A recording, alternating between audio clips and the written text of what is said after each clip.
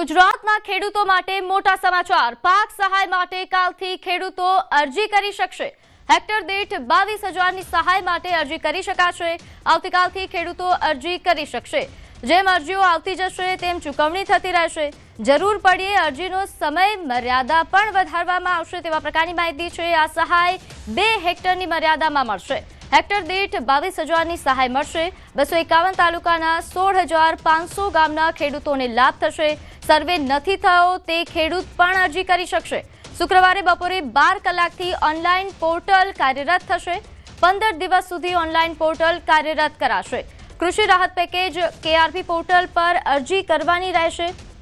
જેને લઈને આપને જણાવી દઈએ કે ગ્રામ પંચાયતના વીસી અને વીએલઈ મારફત ઓનલાઈન અરજી કરવાની રહેશે।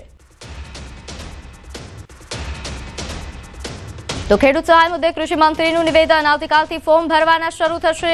ખેડૂતોને સહાય સીધી ખાતામાં મળશે। એક પણ રાજ્યમાં આટલું ઝડપી સહાય જાહેર નથી થયું તેવા પ્રકારનો તેમણે દાવો કર્યો।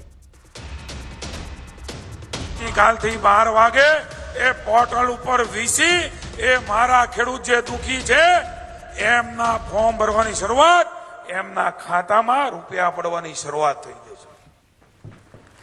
સાહેબ, ઐતિહાસિક પેકેજ તો હતું, પણ ઐતિહાસિક રીતે એનો જીઆર કરવાનો શ્રેય પણ ગુજરાતની ભારતીય જનતા પાર્ટીની, ભૂપેન્દ્રભાઈની અને નરેન્દ્રભાઈના માર્ગદર્શન નીચે ચાલતી આ સરકારને મળવાનો છે।